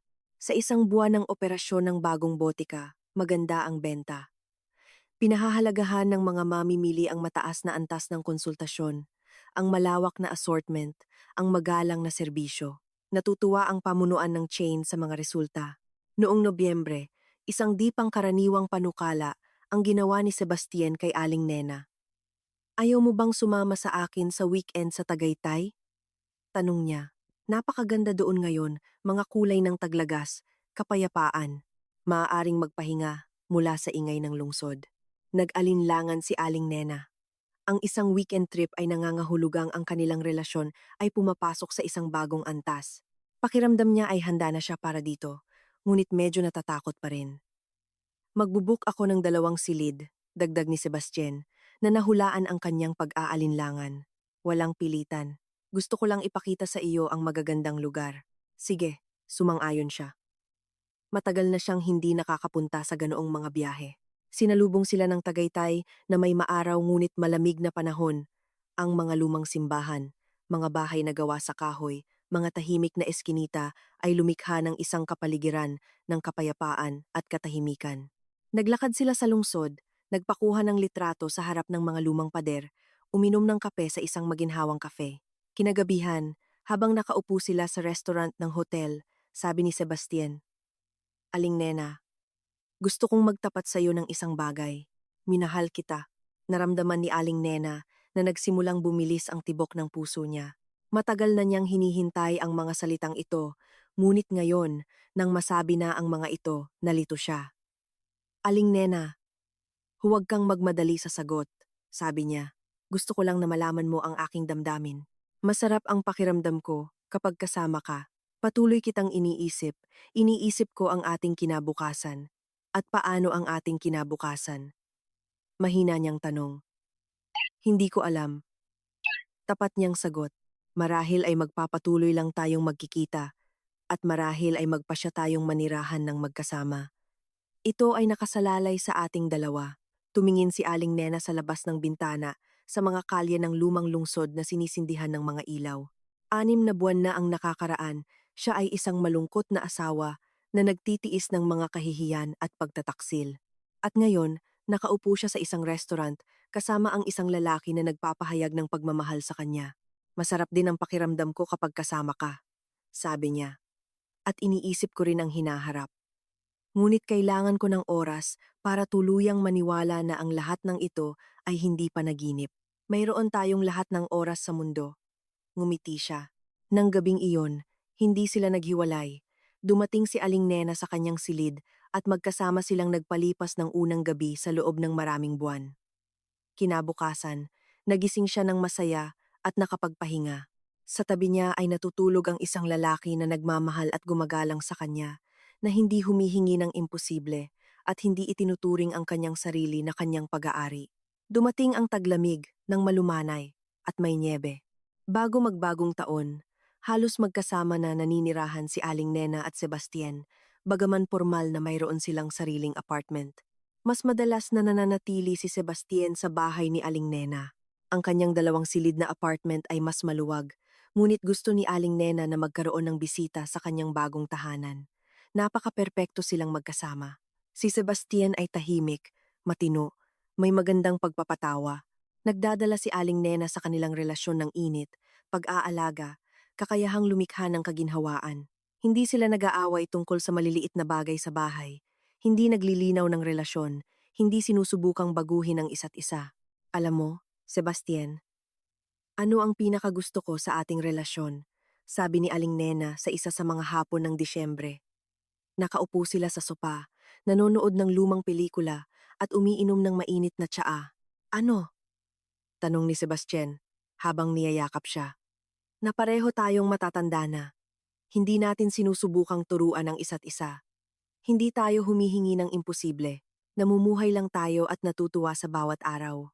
Marahil ito ay dumarating sa karanasan, sagot niya. Sa kabataan, Gusto ng mga tao ng mga pasyon, drama, paglilinaw ng relasyon, at sa katandaan, naiintindihan ang halaga ng kapayapaan at pag-unawa sa isa't isa. Sila ay nagdiwang ng bagong taon sa bahay ng mga kaibigan ni Sebastian. Malaking, masiglang grupo, kawili-wiling pag-uusap, mga biro, mga toast. Pakiramdam ni Aling Nena ay bahagi siya ng bilog na ito. Tinanggap siya na parang bahagi na ng pamilya. Sa hating gabi, hinalikan siya ni Sebastian sa ilalim ng tunog ng mga kampanilya at bumulong. Pagkatapos ng mga selebrasyon, seryoso silang nag-usap tungkol sa kanilang kinabukasan. Ang pagpapanatili ng dalawang apartment ay hindi praktikal at ayaw na nilang magkahiwalay ng tirahan. Baka lumipat ka na sa akin, iminungkahi ni Sebastian. Mas malaki ang espasyo ko. At ano ang gagawin sa apartment ko? Ipaupa. Ang karagdagang kita ay hindi masama. At sa perang iyon, maaaring maglakbay. Ang ideya ay tila makatwiran. Noong Pebrero, lumipat si Aling Nena kay Sebastian. Magkasama nilang inayos ang kanilang buhay. Bumili ng mga bagong kasangkapan, nagplano ng renovation. Ang apartment ni Aling Nena ay mabilis na naipaupa sa isang batang pamilya na may anak. Magandang kapitbahayan, bagong tirahan. Ang kita ni Aling Nena ay lumaki ng malaki. Ang sahod ng hepe ng botika, kasama ang upa mula sa apartment, ay nagbigay sa kanya ng pinansyal na kalayaan na hindi niya pinapangarap noon. Sa unang pagkakataon sa kanyang buhay, maaari siyang gumastos ng pera sa kanyang sarili nang hindi humihingi ng permiso at nang hindi nagbibigay ng ulat sa bawat pagbili. Gusto kong bumili ng bagong coat, sabi niya kay Sebastian sa isa sa mga araw ng Marso. Bilhin mo, sagot niya. Bakit ka humihingi ng permiso? Nakasanayan na. Tumawa si Aling Nena. 20 taon ng kasal ay hindi nawala nang walang saysay. Kinokontrol ni Mang Tonyo ang bawat gastos. Humihingi ng ulat sa bawat piso. Kalimutan mo na ang nakaraan. Payo ni Sebastian. Ngayon, mayroon ka ng ibang buhay. Ang tagsibol ay nagdala ng mga bagong plano at pananaw. Ang pamunuan ng chain ng mga butika ay nag-alok kay Aling Nena na pamahalaan ang 2 butika pa sa kalapit na barangay. Nangangahulugan ito ng bagong propesyonal na pag-unlad, ngunit mas malaking responsibilidad din. Halos magiging regional manager ka na, paliwanag ng direktor ng chain. Kontrolin mo ang trabaho ng 3 botika. Asikasuhin ang pagpili ng tauhan, pagpaplano ng mga pagbili. Alinsunod dito, tataas din ang sahod. Tinanggap ni Aling Nena. Ang bagong posisyon ay nangangailangan ng maraming oras at lakas, ngunit nagbigay ito ng pakiramdam ng propesyonal na pag-unlad. Naglalakbay siya sa mga botika, nagsasagawa ng mga pagpupulong, nagsasanay ng mga empleyado, nagsusuri ng mga benta. Malaki ang iyong ipinagbago sa taon na ito, sabi ni Sebastian sa isa sa mga hapon ng Mayo. Naging mas kumpiyansa ka, determinado, isang tunay na lider. At gusto mo ba iyon? Usisang tanong ni Aling Nena. Sobrang, sagot niya. Gusto kong makita kung paano ka umuunlad ng propesyonal, kung paano lumalabas ang iyong mga kakayahan na dati ay nakatago. Noong Mayo, nagpunta sila sa kanilang unang magkasamang bakasyon. Pumili sila ng isang tahimik na resort sa Batangas. Nagrenta sila ng magandang silid na may tanawin ng dagat. Si Aling Nena, sa unang pagkakataon sa kanyang buhay, ay nagpahinga hindi bilang asawa na naglilingkod sa kanyang asawa, kundi bilang isang magkapareho. Sa dalampasigan nagbabasa siya ng libro, lumalangoy sa dagat, nagbababad sa araw. Hindi siya hinihingi ni Sebastian na laging maging tensyonado, hindi siya nagagalit kung gusto niyang mag-isa. Nagpupunta sila sa mga ekskursyon, sumusubok ng lokal na lutuin, nagpakuha ng litrato sa harap ng magagandang tanawin. Ito ang pinakamagandang bakasyon ng buhay ko, pagtatapat ni Aling Nena sa huling araw ng biyahe. Nakaupo sila sa isang cafe sa tabing dagat, pinapanood ang paglubog ng araw sa dagat. At bakit? Tanong ni Sebastian. Dahil malaya ako, magagawa ko ang gusto ko, kung kailan ko gusto. Hindi ko kailangang hulaan ang mga kagustuhan ng iba at umangkop sa kalooban ng iba. Bumalik sila sa bahay na nakapagpahinga at masaya. Ang ang mga souvenir na dinala, daan-daang litrato, lahat ng ito ay nagpapaalala sa napakagandang panahon na pinagsamahan. Sa tag-araw, lumitaw ang isang bagong tradisyon. Tuwing weekend, lumalabas sila ng lungsod, kung minsan sa isang museum, kung minsan sa isang lumang bayan, kung minsan sa kalikasan na may mga tolda. Natuklasan ni Aling Nena ang kagandahan ng mga lugar sa Batangas. Natuto siyang kumuha ng litrato, nangolekta ng mga halaman. Alam mo kung ano ang pinapangarap ko, sabi niya kay Sebastian sa isa sa mga araw ng Agosto. Nakaupo sila sa tabi ng apoy sa kagubatan, nag-iihaw ng karne, nakikinig sa huni ng mga ibon. Ano? Gusto kong matuto ng Ingles. Palagi kong pinapangarap iyan, ngunit noong kasal ako, wala akong oras para doon. At ngayon, maaari na akong mag-enroll sa mga kurso. Mahusay na ideya, sinuportahan siya ni Sebastian. Iniisip ko rin na matutunan ng isang bagong bagay. Marahil ay matuto akong maggitara. Noong Setyembre, pareho silang nag-enroll sa mga kurso. Si Aling Nena sa Ingles, si Sebastian sa mga klase ng musika. 2 gabi bawat linggo ang inilalaan nila sa pag-aaral. Pagkatapos ay nagkukuwentuhan sila tungkol sa kanilang mga tagumpay. Pakiramdam ko ay bumabata ako. Tumatawa si Aling Nena habang gumagawa ng mga assignment sa Ingles na parang naging estudyante ulit ako. Ito ay dahil ginagawa mo ang gusto mo, paliwanag ni Sebastian. Kapag umuunlad ang isang tao, automatikong nararamdaman niya na mas bata siya. Sa pagtatapos ng taon, naging malinaw na ang kanilang relasyon ay naging seryoso at pangmatagalan. Namumuhay sila bilang mag-asawa, sumusuporta sa isa't isa, nagbubuo ng mga karaniwang plano. Ang isyu ng opisyal na formalisasyon ng relasyon ay hindi pa naibabangon. Pareho silang maingat pagkatapos ng masamang karanasan ng nakaraang kasal. Paano kung huwag na lang muna nating baguhin ang anuman? Iminungkahi ni Aling Nena. Masaya tayo sa ating pamumuhay. Bakit kailangang magmadali sa mga selyo sa pasaporte? Sang-ayon ako, sagot ni Sebastian. Ang mahalaga ay hindi ang mga formalidad, kundi ang nararamdaman natin sa isa't isa. Lumipas ang isa pang taon. Nakaupo si Aling Nena sa kanyang opisina sa headquarters ng chain ng mga botika at sinusuri ang mga ulat ng buwan. 1 taon na ang nakakaraan. Namumuno siya sa isang botika. Ngayon, sa ilalim ng kanyang pamamahala, ay mayroon ng 5 botika sa iba't ibang barangay ng Quezon City. Mabilis na umuunlad ang kanyang karera. Pinahahalagahan ng pamunuan ang kanyang profesionalismo at kakayahang makipagtulungan sa mga tao. May bisita si Aling Nena, sabi ng sekretarya sa telepono. Sino? Isang lalaki. Sabi niya kilala ka niya personally. Si Mang Tonyo de la Cruz. Kinagulat ni Aling Nena. Si Mang Tonyo? Ano ang kailangan niya matapos ang 2 taon ng katahimikan? Wala siyang narinig mula sa kanyang ex-asawa simula noong naghiwalay sila, na para bang nawala na ito sa kanyang buhay ng tuluyan. Imbitahan mo siya, sabi niya matapos ang maikling pagtigil. Pumasok si Mang Tonyo sa opisina at hirap na hirap si Aling Nena na makilala ang dating lalaking may kumpiyansa sa sarili. Lubos siyang tumanda sa loob ng 2 taon na ito.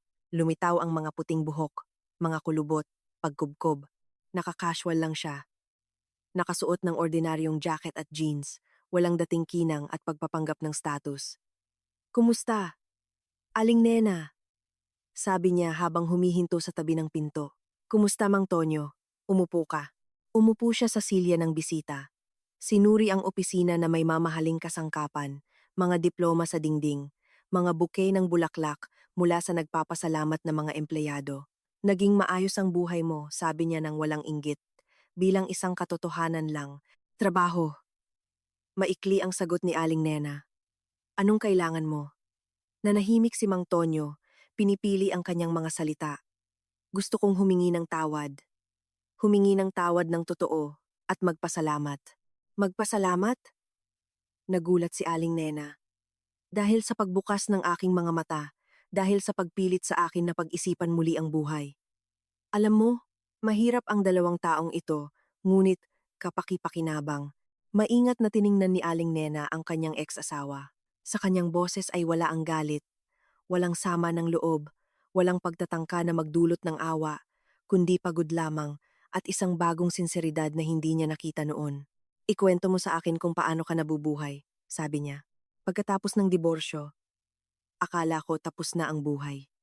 Nawalan ako ng trabaho. Ginastos ko ang pera sa pagbabayad ng mga utang. Nakatira ako sa isang studio na parang pulubi. Sa unang mga pagkatapos, naintindihan ko na sa ganitong paraan ay maaari akong malasing ng lubusan at mamatay. Nagtatrabaho ako ngayon. Nagtatrabaho ako bilang sales consultant sa isang furniture store. Simple ang trabaho, maliit ang sahod, ngunit tapat. Hindi ako nandaraya ng sinuman. Hindi ako nagnanakaw ng anuman. At paano ang buhay na iyan para sa iyo? Nakasanayan ko ang mataas na posisyon, ang paggalang, ang pera, at dito, simpleng sales consultant na maaaring abusuhin at bastusin. Ngunit unti-unti akong nasanay. Nagsimula pa nga akong makakuha ng kasiyahan sa trabaho. Nakikinig si Aling Nena ng may interes. Ang taong ito ay talagang nagbago. Nawala ang dating kayabangan, ang kumpiyansa sa sarili, ang paghamak sa iba. At ano ang tungkol sa personal na buhay? Wala. Tapat na sagot ni Mang Tonyo. Pagkatapos akong iwanan ni Miss Diana, wala nang seryosong relasyon. Naintindihan ko na kailangan ko munang intindihin ang sarili ko, matutong maging normal na tao. Huminto siya, pagkatapos ay idinagdag. Alam mo kung ano ang pinakakakaiba? Mas masaya ako ngayon kaysa noong mayroon ako ng lahat. Noon, patuloy akong natatakot na mawala ang posisyon, pera, status. Niloloko kita hindi dahil sa pagmamahal kay Miss Diana, kundi para maramdaman ko na magaling ako, matagumpay. At ngayon, wala na akong mawawala at ito ay nakakalaya. Tumango si Aling Nena. Naintindihan niya ang sinasabi nito. Siya mismo ay dumaan sa katulad na pagbabago. Bakit mo ito sinasabi sa akin? Tanong niya. Gusto kong malaman mo. Gumana ang iyong paghihiganti, ngunit hindi tulad ng marahil ay pinlano mo. Gusto mo akong parusahan at lumabas na iniligtas mo ako. Pinilit mo akong maging tapat na tao. Tumayo si Mang Tonyo mula sa silya. Hindi na kita guguluhin. Gusto ko lang magpasalamat at batiin ka ng kaligayahan. Nararapat ka dito. Sandali lang. Pinigilan siya ni Aling Nena. At paano mo nalaman kung saan ako nagtatrabaho? Nagkataon lang na nakita ko ang kapatid mong si Kuya Ben. Sinabi niya sa akin na malaking hepe ka na ngayon sa chain ng mga botika. Ipinagmamalaki ka niya. Naglakad si Mang Tonyo patungo sa pinto. Pagkatapos ay lumingon. Siya nga pala, sinabi rin niya na may pangalan na siya. Well, Disente, natutuwa ako para sa iyo. Word of honor. Nang sumara ang pinto sa likod niya, matagal pa ring nakaupo si Aling Nena, nag-iisip tungkol sa pag-uusap. Kakaiba na makita si Mang Tonyo na ganoon. Mapagkumbaba, sinsero, maging kaaya-aya. Lumabas na talagang maaaring magbago ang mga tao kung pipilitin sila ng buhay. Kinagabihan, ikinuwento niya ang pagtatagpo kay Sebastian. Naghahapunan sila sa isang restaurant, ngayon ang kanilang anibersaryo at ipinagdiriwang nila ito bilang family feast. Kakaiba, sabi ni Sebastian. Ibig sabihin, nagbunga ang iyong paghihiganti, ngunit hindi ang inaasahan mo. Hindi ako nag-aasa ng anumang bunga, sagot ni Aling Nena. Gusto ko lang siyang parusahan sa pagtataksil. At lumabas na tinulungan ko siyang maging mas mabuti. Marahil iyan ang tunay na paghihiganti. Pilitin ng isang tao na mapagtanto ang kanyang mga pagkakamali at magbago. Pinag-isipan ito ni Aling Nena. Posibleng tama si Sebastian. Ang pinakakakilakilabot na parusa para sa masamang tao ay maging mabuti at maintindihan kung gaano siya kadaya noon. At alam mo kung ano ang pinakagusto ko sa pagtatagpo ngayon? Sabi niya, nawala akong naramdaman. Walang galit, walang awa, walang kasiyahan sa kanyang pagbagsak. Simpleng kawalang pakialam. Ibig sabihin, talagang pinakawalan ko na ang nakaraan. Magandang tanda iyan, sang-ayon si Sebastian. Ibig sabihin, handa ka na para sa bagong yugto ng buhay. Pagkatapos ng hapunan, naglakad sila ng matagal sa lungsod sa gabi. Ang lungsod ay napakaganda sa mga ilaw ng taglagas. Sa mga kalye ay maraming mag-asawa, mga kabataan, mga estudyante, mga pamilyang may mga anak, nagbubuhay ang buhay, at pakiramdam ni Aling Nena ay bahagi siya ng malaking buhay na mundong ito. Sebastian, sabi niya nang nakaupo sila sa bangko sa parke. Ano ang iniisip mo tungkol sa kasal? Hindi sa kasal sa pangkalahatan, kundi sa posibleng kasal natin. Tiningnan siya nito na may pagtataka. At ano ang iniisip mo? Sa tingin ko, para na tayong pamilya. Magkasama tayong nakatira, nagpaplano ng kinabukasan, sumusuporta sa isa't isa. Siguro, nararapat na itong formalisahin. Niyakap siya ni Sebastian, kung handa kang mag-risk muli, kung gayon handa rin ako. Ngunit sa isang kondisyon lang, walang marangyang kasal at pagdiriwang. Pumunta lang tayo sa civil registry, magpakasal, at iyon na. Sang-ayon ako. Tumawa si Aling Nena. Sa ating edad, magiging nakakatawa ang puting damit at sayawan sa kasal. Naghalikan sila at naramdaman ni Aling Nena na nagbabago ang kanyang buhay. Ngayon, patungo sa kaligayahan na kanyang pinaghirapan sa mahabang taon ng pagtitiis at isang gabi ng tapang. Lumipas ang isa pang 6 na buwan. Kinuha ni Aling Nena Navarro ang apelyido ng kanyang asawa matapos ang pagpaparehistro ng kasal. Nakatayo siya sa balkonahe ng kanyang apartment at tinitingnan ang tagsibol na kalye. Ang tagsibol na araw ay nagbibigay ng liwanag sa mga berdeng dahon ng mga puno. Sa bakuran ay naglalaro ang mga bata, naglalakad ang mga batang ina na may mga stroller. Nagpapatuloy ang buhay. Ang trabaho ay nagdulot ng kasiyahan at magandang kita. Si Aling Nena ngayon ay regional director ng chain ng mga botika. Pinamamahalaan niya ang isang buong distrito. Maayos na umuunlad ang buhay pampamilya kasama si Sebastian. Patuloy silang nagtutulungan, hindi nag-aaway sa maliliit na bagay, nagpapanatili ng mga karaniwang interes. Ang apartment ni Aling Nena na kanilang inupahan ay nagdulot ng matatag na kita. Gamit ang perang iyon, naglalakbay sila. Nakarating na sila sa Italia, nagpunta sa Turkey, nagpaplano ng biyahe sa Japan sa susunod na taon. Nag-aaral si Aling Nena ng Ingles sa loob ng 3 taon at malayang nakikipag-ugnayan sa mga dayuhan. Mahal, handa na ang almusal. Tawag ni Sebastian mula sa kusina.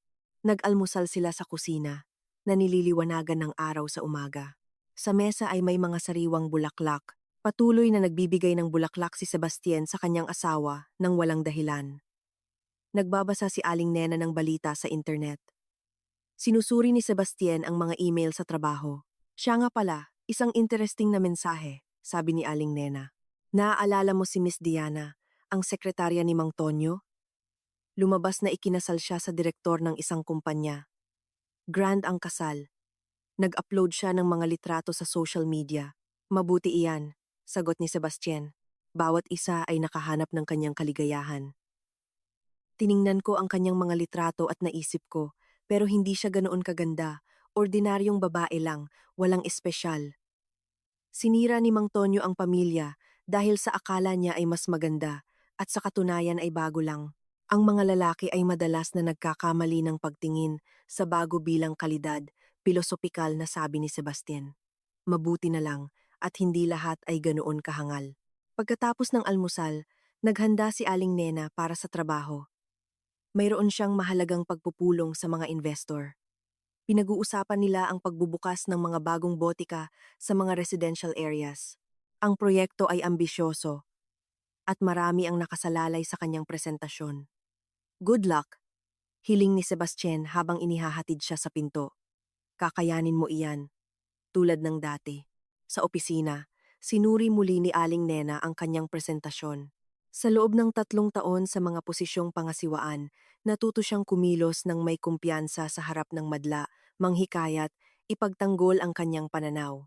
Ang tahimik na parmasyutikong babae ay naging isang matagumpay na business manager at ang pagbabagong ito ay patuloy na ikinagugulat niya mismo. Nagtagumpay ang pagpupulong.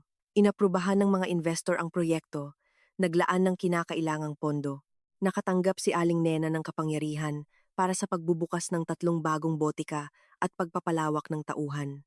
Congratulations, sabi ng general manager ng chain matapos ang pagpupulong.